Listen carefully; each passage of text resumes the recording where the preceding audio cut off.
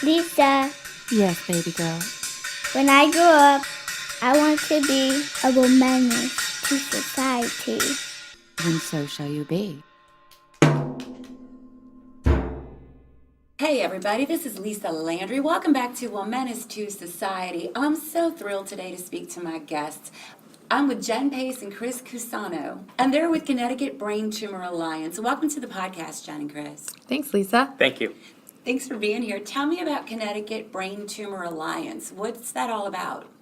Well, the Connecticut Brain Tumor Alliance is a not-for-profit 501c3 non-for-profit organization, and we are here to help brain tumor patients and their families by offering support, raising funds for research, for Hope and awareness of the cause, and to let people know that they have a family that they can reach out to for support when they're diagnosed with this, and if they're in treatment or whatever stage they're at in this diagnosis, whether they're just diagnosed or a survivor, we're here to support them and be with them every step of the way. How many members do you have in your organization? We're an all-volunteer organization with the exception of Chris, who's our executive director, and we have one other paid employee. And we are a board of 12, so all volunteer board members. And then we have many other people that support us on a volunteer basis, committees and that type of thing when we have events, typically for fundraising. How many people are diagnosed with a brain tumor in Connecticut each year? Well, we were told 300 as of, we were just saying that earlier today, but is somewhere in the hundreds. The thing about brain tumors is that we're considered an orphan disease because maybe 18,000 or a little over that are diagnosed a year domestically here in the United States, which is considered not a lot of people. But the fact of the matter is brain tumor affects a major organ in your body, and it affects the whole person. The idea would be to have surgery if you are diagnosed with a brain tumor, and depending on the location, you may or may not be able to have surgery, but ideally you want to try to get that brain tumor out. That's the first step. And then a second step would be possibly radiation or chemotherapy. We're not putting a lot of research money toward this because of the orphan status? Is that how it works? It's complicated. It's not that it's not funded, but because there are so many different types of brain tumors, and each one is very different, and even the same type of tumor. So if Jen and I had the same type of tumor, hers might be very different than mine. And so each tumor, requires its own standard of care. And where surgery might be option number one for me, same type of tumor, surgery might not be an option for somebody else because of where it is in the brain. So it's due to the number of just a number of factors, but one being the huge number of types of brain tumors that there are. Malignant ones versus benign. So how do you find out that you have a brain tumor? What was your experience, Chris? How did you find out? So I presented with double vision. I had just finished my first year of law school, and I was seeing double of everything. So you just thought you were stressed out and drunk because you were in law school? Pretty much, yeah, headaches. And I went to my eye doctor, and from there I was sent to a neuro-ophthalmologist. And from there I was referred to Yale New Haven Hospital for an MRI. And one day later I was told to come in, found a massive tumor, and had to have emergency surgery the next day. So went from just completing 1 year of law school to being in the hospital and having 3 surgeries in 2008, and reverting back to the level of a second grader. I couldn't speak, I couldn't write, I lost mobility in the rest of my body, so I was the shell of myself. So how was your rehab process for that? Rehab was very difficult. Later on in 2008, I had a surgery for a VP shunt. Hydrocephalus had formed. Hydrocephalus is water on the brain, so which was present in addition to the tumor. But once the tumor was out, they all thought maybe this will resolve on its own. Just give it some time. That was not happening. So once the shunt was put in, I made an immediate miraculous recovery, and I woke up the next morning back to myself. Oh wow! Walked into rehab and shocked the hell out of everybody. Pretty much, I said, you're good. Keep on doing what you're doing. Take the rest of the semester off, and I was able to go back to school the next semester. I walked with my peers at graduation, and you are a miracle, aren't you? That's a miracle. Yeah, it's a miracle. It is a miracle. It is a You miracle. walk and But, talk, yeah. and all of a sudden you're getting your diploma from law school. Yeah. That's pretty Yeah. miraculous. but through all of it, through the past 10 years, I found that, I worked for a law firm and I said, this is not who I am, what I want to do. I want to give back, I want to help, I want to inspire. I was, talking to patients all along, and that's where I got the most joy, not working for a law firm, and which it was great, and great career, and but just I learned too much about life and how precious life is and how short it can go by, and was I really meant to be writing legal briefs and arguing motions? No, it was meant for something greater. Amen to that. Yeah, That's a yeah. way better difference. And I, on the other hand, found out by having a grand mal seizure, which I'd never had Wow. before, and being And rushed. you're a mom. You're a married woman with 2 kids. True. And then you had this grand mal True. seizure. Come on. Yes, and at the time, I was only in my young 30s, and my daughter was only 18 months, and my son was 3. So I was rushed into the hospital only to find out that I have a brain tumor, which of course was gut-wrenching to hear that kind of thing, and complete shock. But I too had to have surgery, and I was lucky enough to have had my tumor mostly removed, and then I did follow-up treatment, which was an oral chemotherapy and radiation simultaneously over 7 weeks' time. So that was almost 13 years ago. That must have been terrifying. At the time it was. It definitely was. And one of the reasons why we created the Connecticut Brain Tumor Alliance was because there wasn't an organization like this. And when you're first told you have a brain tumor, all I wanted to do was talk to somebody else who had had a brain tumor and be able to know that you had brain surgery and you came through it. And these kinds of things were so important to me that I did it through people I knew. 6 degrees of separation. Do you know anyone? Do you? And I was able to find people who had been through surgeries and just picked up the phone and called them on my own. But now we do that for people. If you find out you're diagnosed and you call us, we can connect you with somebody to talk, and we certainly will talk to you directly. And just be that basically ear to listen and, sort of shoulder to lean on at that time in your life when you desperately need support and really someone just to talk to. We have our gray blankets here with us today. That's another thing that my dear friend Tracy, who helped co-found the organization along with our other friends, really would say. She would always joke, like, where's the pink, where's our pink hat? Where's the pink ribbon? Because breast cancer has such a great source of support that surrounds it. And we were like, we don't have anything. And so anyway, we, of course, now have created a gray blanket, our blanket of hope, so that when people are diagnosed, they will get a blanket, and we figuratively are wrapping them in hope with the blanket. That's beautiful. Thanks. Yeah, So you're serving a purpose that hadn't been didn't taken exist. care of yet. That's right. It didn't exist before. It was So- non-existence. Yeah, Yeah. so, we basically were solving a need that existed that just wasn't there before. Yeah. I came to the organization 5 years ago. I was halfway through my, from being diagnosed to sitting here today. And I just wanted, like Jen said, I wanted to talk to people who had gone through this and just who understood my daily, kind of were in my head and understood my struggles and just my ups and downs. And I've never looked back. So I began as a volunteer, then I was appointed to the board, served as vice president, and now executive director. So it's a natural fit, and I wouldn't have it any other way. We're homegrown. We started very small in the greater Hartford area, and we've gone on to do events all over the state of Connecticut. As far as our furthest event we just did in September, which was down in Fairfield. We did a walk down there, a 5K walk run. But we've gone down to the shoreline, the Connecticut shoreline. We've been in Mystic. We've had several golf tournaments here in the greater Hartford area. We had comedy nights in Hartford, trivia nights, all kinds of things to fundraise. And we're at the point now, so just going back to the question you asked earlier about why are we considered an orphan disease and why do we lack funding, I think part of the reason is because they don't consider the numbers nationally to be great enough to, I say they, meaning the drug companies in that aren't going to invest too much into a disease that doesn't have as many patients that need the drugs for treatment.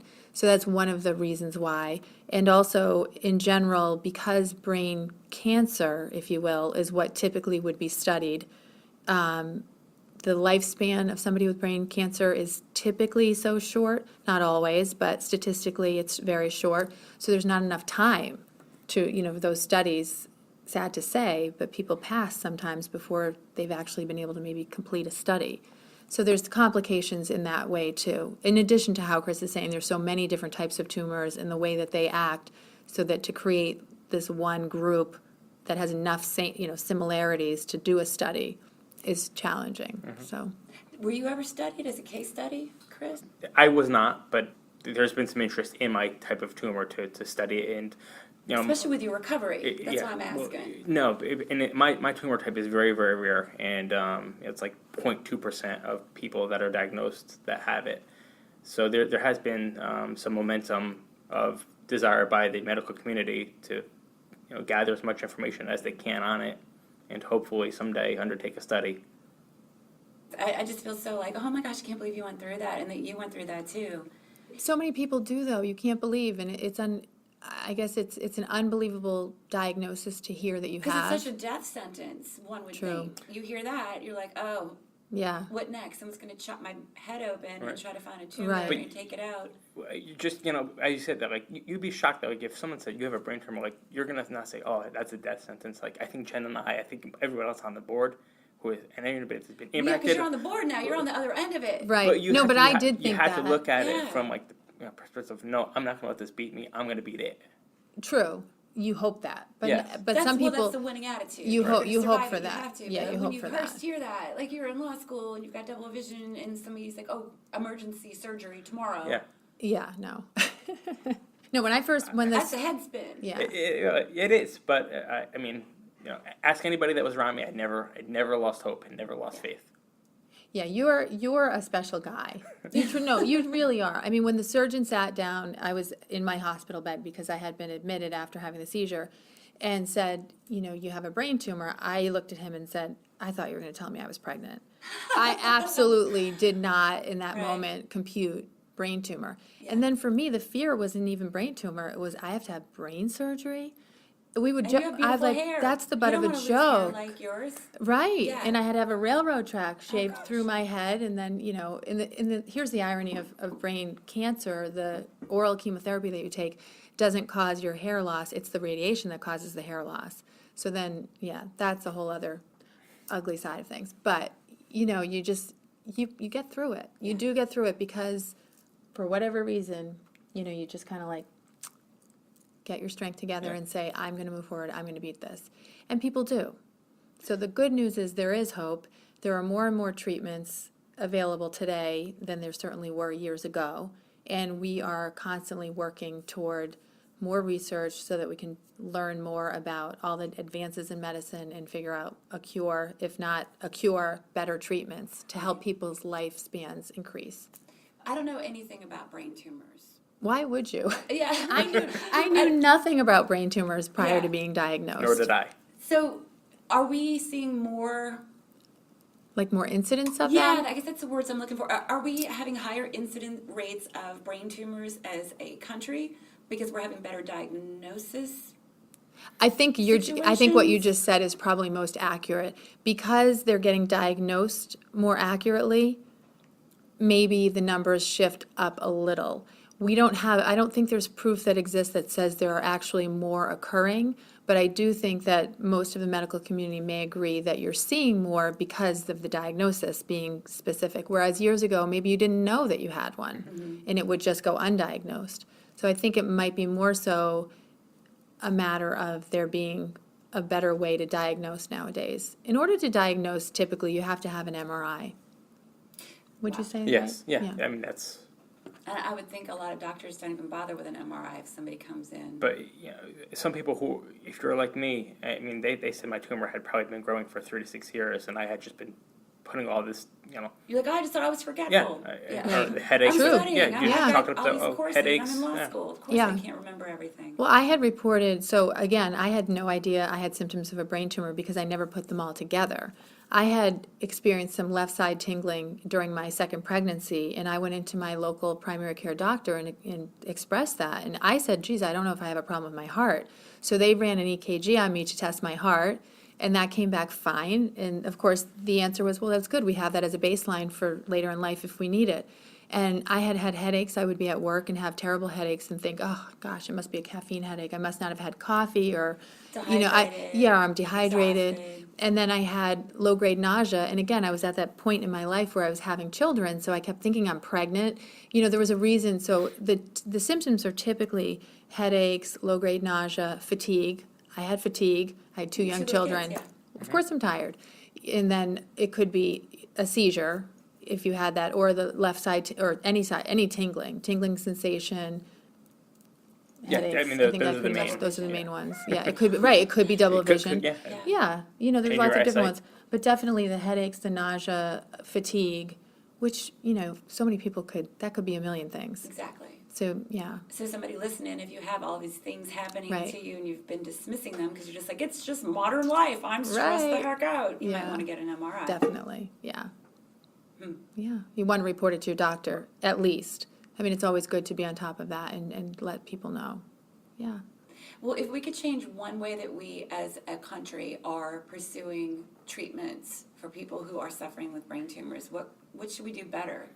Or what could we do better? Well, Tracy would say comfort care. Yeah. In terms comfort of, care? well, I think that once you've gone through surgery, if you find, in her situation, she found herself going through surgery and then and you did too, going into rehab. And I think as with any hospital stay, it's hard for patients after having had surgery to deal with all the poking and the prodding, and you begin to kind of, I can't speak personally having been through this, but in her case, I know she felt very much almost like less of a human and more of an object when she was in the rehab center. Oh, because you're like a case study, your number. Well, or just like, okay, time to take your temperature. I mean, I guess anyone in the hospital probably goes through this, but I think that was one of the things that she began to become very passionate about, was helping the healthcare takers understand how to sort of better interact with patients, especially brain tumor patients, given the types of symptoms that they have and the severe headaches and everything else. So I think that kind of thing would be something that she would probably speak to. Yeah, I think that's true, and I think I desire to see the medical community kind of work together to share the findings and just come to help us all learn better treatments and ways to diagnose and then treat a patient. So I think it's more of a collaborative effort to everyone work together. Let's treat this like other diseases and get rid of the stigma of a brain tumor and embrace it, and just make it the journey a little less scary for the next person that's diagnosed, but just to keep on building off the momentum that's out there and bridging and making the gap a little less wide, so that there is hope for everybody, and that we could someday say there is no more such thing as a brain tumor, or if that's not the case, that there is a way to better treat a brain tumor. Is there ever a way to use laser surgery in these circumstances? Do you think we'll ever get there? Yeah, I actually had gamma knife surgery, which is a type of radiation. That was my so in addition to the first three in 2008, I had gamma knife, and then I had two others. So I've had a total of 5 craniotomies and then gamma knife surgery. So gamma knife, it works for some patients.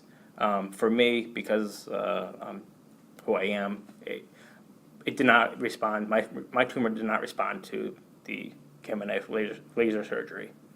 I was then told that my tumor is atypical. So take a rare tumor and it's atypical, and Just complicate You're matters like, more. why can't I just buy a lotto ticket? This is Right. baloney. But for some patients it does work, and it there is no need for to have your head open and remove it that way. You mentioned stigma just a few moments Yes. ago. Do you think the stigma that surrounds brain tumors, part of it is because you are having your head cracked open, and most of us try to avoid that? Part of it too is goes back to what Jen said, is that that unfortunate truth is that for so many patients that are diagnosed, the prognosis is not always great, and when people hear it, like, oh, brain tumor, and so it's for some They're scared. They don't want to hang out with you. They're terrified. Well, some people do think that I had a friend whose mom thought, okay, she only has, 3 to 5 more years. And just in like, her well- mind, it was like, well, she won't be here anymore. Oh gosh. Yeah, that does happen. And I think too, because it's your brain, which is your person, that's one of the hardest things about this disease is that if it's affecting you, I mean, I almost liken it in a way to Alzheimer's in that it can cause personality changes, and they will often say sometimes it's not the person who realizes the personality changes, it might be their loved ones, their family. So, I think there's a little bit of that stigma attached to, oh, well, maybe she did that because it's the tumor, or maybe that's the tumor talking, or it becomes kind of a way to blame, Scapegoat. right, a scapegoat, that kind of thing for some people, not for everyone. Again, it's always like with any disease, everybody's experience with their own disease is different, but yeah, it could be that. Because it's your person. So it can cause personality changes. I mean, some people will tell you that their loved one was diagnosed and became a completely different person. But I would think too, it's medication, because they're putting you on anti-seizure meds, they're putting you on pain pills, they're putting you on all kinds In of- many cases, steroids to help with swelling, so that you're dealing with, any sort of swelling in the brain can cause injury. So they want to minimize that, and so you're on all kinds of medications. And then if you're doing things like radiation and chemotherapy, all that can alter the brain chemistry, so. Oh, sure, you'd be foggy. At least, to say the least. Yeah. If more people are being diagnosed, maybe they will start looking at different research methods of finding cures. That's the hope, and that's the ultimate goal. So that's one of the reasons you're here. Yes. Yeah. To try to advance research at the various hospitals that we partner with. Absolutely, and What to hospitals? encourage collaboration in the hospitals in Connecticut. I mean, we have. Yeah, who do you work with? We have partners with St. Francis in Hartford, as well as Hartford Hospital and Connecticut Children's Medical Center, and then Yale New Haven.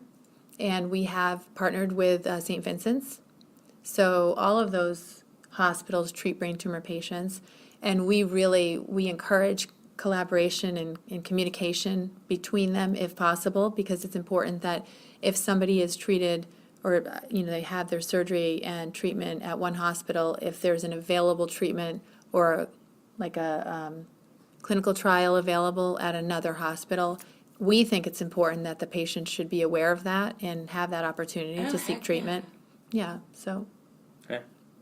So we want to kind of facilitate that and be the middleman between for the advocate for the patients and to educate them, but to make ourselves know as much information that we can from all the hospitals so that we could inform all of our patients that call us and give them the best advice and information possible.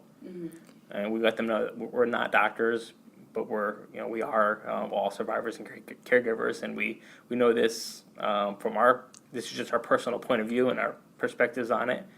But That's invaluable, though. it is, and for me, it was great to talk with Jen and Tracy and everybody else on the board when I met them all, and did wonders for me. So I hope that for someone else down the line could do the same.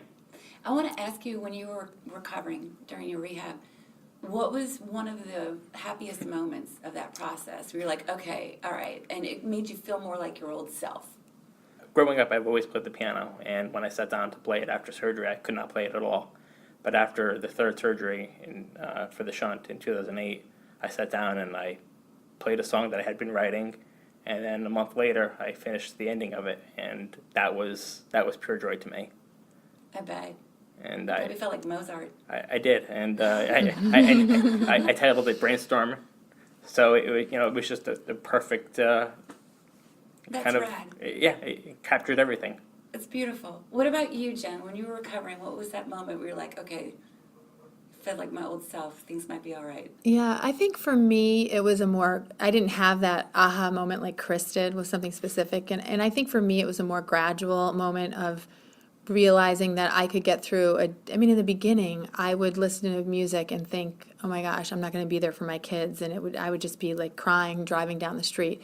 And I think at some point I would get through a day where I didn't even think about it that much anymore. And it wasn't like I forgot, but it wasn't the focal point of my day or in the beginning I would wake up every day and think, oh, just tell me this is a bad dream. I don't really have a brain tumor. I didn't really have brain surgery. But eventually moving past that and just being able to go through my days and having it not be the focal point for me was really, that's joy. Like you were falling asleep one night around 11 o'clock and you're like, oh, I forgot. Yeah. I had brain Yay, tumor. right now. Yeah, no, just realizing, just recognizing that it's not, I think just knowing that my whole life didn't have to be completely defined by you have a brain tumor, whereas in the beginning it's your whole world. But it's not. And I think that's important for people to know. You can go on and keep living and have a quote unquote, whatever normal is, a normal life. And that's really important for people to know. I mean, no one else who meets me would know. There's no reason to, that I have had a brain tumor and that I had to go through the treatment that I went through. But I think it's important that people know that you can go on from this. And that's really a goal of ours too, is, you know what, it's part of you, but it's not all of you. And you can still keep going and be a whole person and have all the things that you ever dreamt of. It's a bump in your road, though, unfortunately. And, we just have to move on from there. If somebody's listening right now and they're not in Connecticut, but they want to call you because they've been diagnosed with a brain tumor recently, would you be able to talk to them? Of course. Yeah. And how would they get in touch with you? How would anybody get in touch Well, with you? we have a website. Yeah. ctbta.org is our website. And we have a Facebook page. We're on Twitter, LinkedIn, Instagram. So we're on all the social media So you're channels. available. We You're are open for available. calls. We are. We are. You're here to support. We're here to anybody support. who needs And again, it's just going to be talking to you as a former patient, as a survivor who's come out on the other end and wanting to just help the next person through this. So it's not medical advice. You're not going to be telling Nope. people, what you need to do is go tell your doctor, da, da, da, da, da, da. We can share what we've done. Yeah. Some people are looking to say, like, well, what do you think? And basically what we can do is share what our experience has been, what we did. I think for Connecticut, more specifically to Connecticut, I would never turn any brain tumor patient away that wanted to talk. I've talked to people all over. And we've had people call from California, from Boston. I'm trying to think if I've had anyone from Europe talk, but we've spoken to many people. But for Connecticut, it's our goal to make Connecticut a center of excellence for brain tumor care.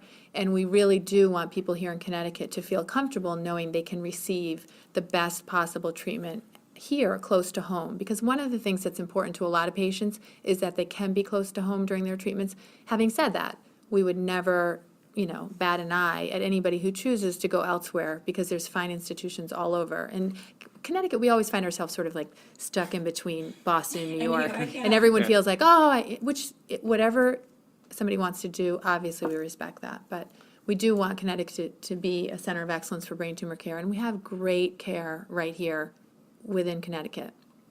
The doctors here in the state are just so talented, and there's just no reason for anybody to leave if feel like they need to leave to go to a New York or to a Boston, because they can have great care right at home And less traffic. Less traffic, and you have the comfort of your family and friends that are you don't have to uproot your life and have this drastic change. It could be the road is going to be bumpy and scary, but it could be that much more comfortable if you're opt to stay closer to home and treat here. Connecticut Brain Tumor Alliance and I would like to dedicate this podcast to Tracy Gamer Fanning. She was one of the original founders of this organization, and unfortunately she recently passed away. Thanks for listening, y'all. Please join me at my YouTube channel. If you subscribe to me there, you will know when each new podcast drops every Womanist Wednesday, and we'd love to have you again. Shout out Ari. I love you.